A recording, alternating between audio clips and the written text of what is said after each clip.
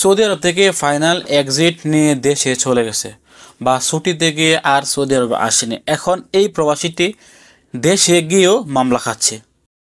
যে সৌদি প্রবাসীরা এরকম একটি ঘটনা ঘটেছে আমাদের সৌদি প্রবাসীর সাথে, নিয়ে এক্সিট নিয়ে একেবারে দেশে চলে গেছেন, কিন্তু দেশে যাওয়ার পর তার নামে অটোমেটিক মামলা হয়ে গেছে। সে পুনরায় আবার সৌদি আরবে আসতে চেয়েছেন, আসার পথে তাকে সৌদি এয়ারপোর্ট থেকে ফেরত দেওয়া হয়েছে যে আপনার নামে মামলা আছে, আপনি কোনোভাবেই সৌদি আরবে প্রবেশ করতে পারবেন না। এবং গত সপ্তাহখানেক আগে একজন ব্যক্তি এক্সিট নিয়ে দেশে যাওয়ার পর তার মনের মধ্যে একটি সন্দেহ ছিল যে আমি কি সৌদি আরবে প্রবেশ করতে পারবো কিনা। তিনি আমাদের মাধ্যমে একটি এয়ারপোর্ট পিন তুলেছেন। এয়ারপোর্ট পিনটি তোলার পর তার এখানে দেওয়া আছে মানা উদখুল, কিন্তু সে দেশে গিয়েছিলেন ফাইনাল এক্সিট ভিসা নিয়ে, কিন্তু সে এখন আর সৌদি আরবে প্রবেশ করতে পারবে না, কারণ তার নামে মামলা হয়ে গেছে। এখন এই মামলাটি কী জন্য হচ্ছে, অনেকে হয়তো অবাক হচ্ছেন যে আমি দেশে চলে গেছি, দেশে যাওয়ার পরও কীভাবে আমার নামে মামলা হয়।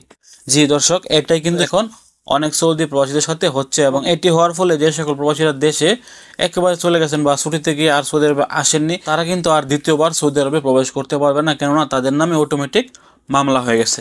এখন কথা হচ্ছে, গতকালকে আমাদের সাথে যে ব্যক্তিটি যোগাযোগ করেছেন তার কী জন্য মামলা আসে। অনেকে দেখবেন সৌদি আরবে মোবাইল কিনেন কিস্তিতে বা অনলাইনের মাধ্যমে আপনারা কিস্তিতে জিনিস কিনেন, অথবা আপনি একটি রাউটার কিনেন, অথবা আপনি একটি ইন্টারনেটের সিম কার্ড ব্যবহার করেন, কিন্তু আপনি এটিকে স্থায়ীভাবে বন্ধ না করে একেবারে দেশে চলে গেছেন। দেশে যাওয়ার পর আপনি এটার বিল পরিশোধ করতে পারেননি বা আপনি পরিশোধ করেননি, এটার কারণে আপনি যখনই দেশে চলে যাবেন তখন আপনার নামে মামলা হয়ে যাবে। পরবর্তীতে আপনি আর কখনোই সৌদি আরবে আসতে পারবেন না। সৌদি আরবে আসার পর আপনাকে এয়ারপোর্ট থেকে ফেরত দেওয়া হবে।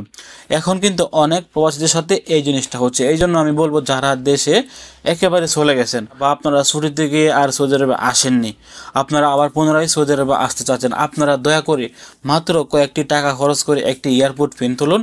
এখন কিন্তু অনেক প্রবাসীর সাথে এরকম সমস্যা হচ্ছে, অনেকের নামে সিম কার্ড ছিল, অনেকের নামে ওয়াইফাই রাউটার ছিল, তারা বলতে পারে না, কিন্তু তারা দেশে এক্সিট নিয়ে চলে যায়।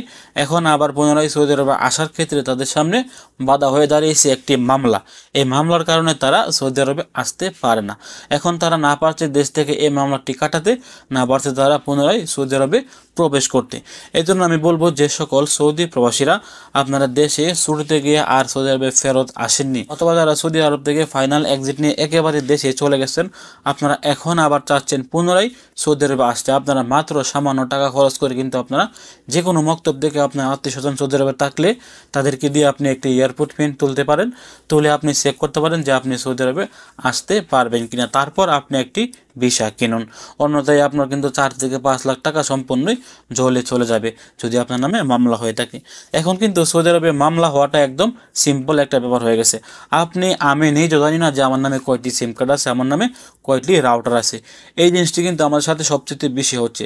আমরা কোনো সিম কার্ড নেইনি, আমরা কোনো রাউটার নেইনি, তারপরে কিন্তু আমাদের নামে রাউটার সিম কার্ড অটোমেটিক চলে আসছে।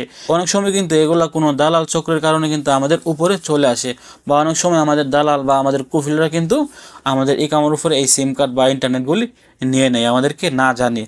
সেক্ষেত্রে এই গারামাগুলো আমাদের উপরে চলে আসে। আপনার 4 লাখ 5 লাখ টাকা ইনভেস্ট করার আগে আপনি মাত্র একটি এয়ারপোর্ট পিন তুলুন, তুলে আপনি 100% নিশ্চিত হয়ে আপনি একদম আপনার মনের কোনো উপকার দিতে ছাড়াই সৌদি আরবে আসতে পারবেন, বা আসার সাহস আপনি করতে পারবেন। আপনার মনের মধ্যে কোনো প্রকার ভয় কিন্তু থাকবে না।